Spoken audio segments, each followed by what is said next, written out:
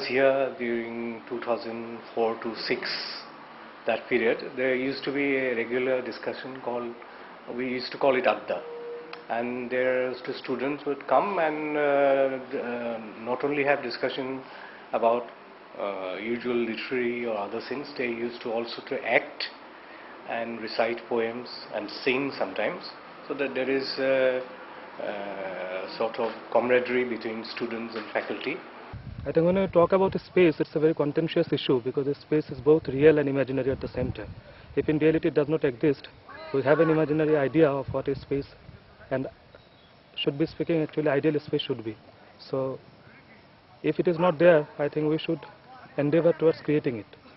To tell you the truth, I think we don't have any zone at all. Neither popular, unpopular, and then we have a few eateries and maybe we have the university canteen. But I don't think we have any space where maybe people could hang out, talk, or relax, enjoy themselves. No, I don't think so. The zone itself is not named, and then people hang out. We find out this kind of zones when wherever people hang out, then that is the place where people can spend a lot of their time. So in this university, what we find in the evening is where students are gathered near the university gate, and they spend around almost 2-3 hours there. And say it is between 5 to 8, you find lots of people gathered there, and then after that, then they're all gone back to their rooms.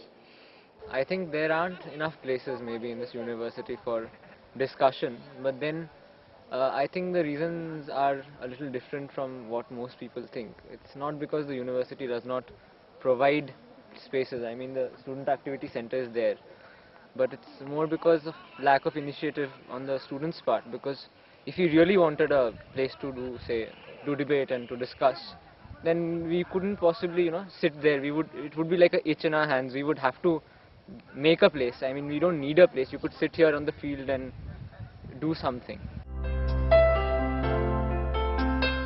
I mean, unfortunately, again, I think the only comfort zone that we get in the university is inside the classroom. And though you say it should be outside, we still have it inside the classroom. And the sooner we walk out of it, the better. I think there is no such place where people have the students and the faculty members have a free space where they can talk comfortably.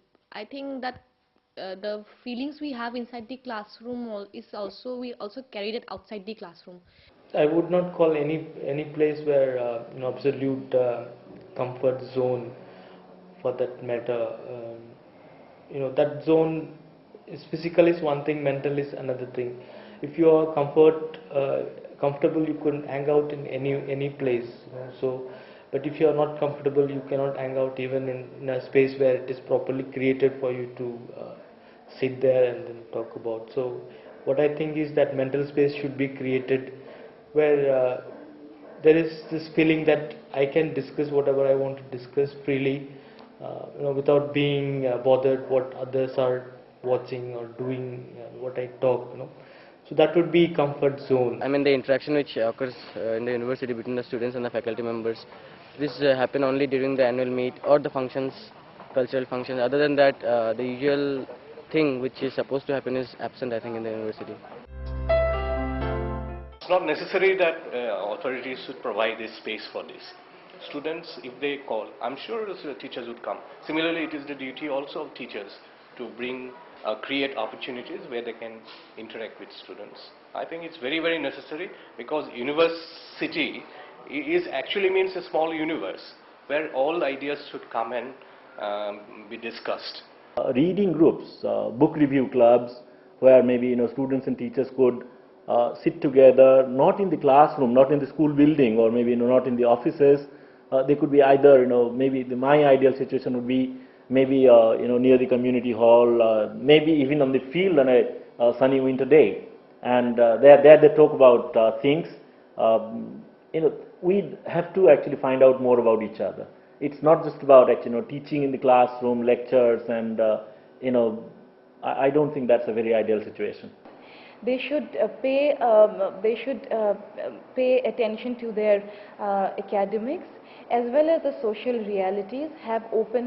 There should be forums, clubs where various socially pertinent, socially important issues be discussed, debated over, which will create an environment of comprehension, comprehending the different elements that are there in a society.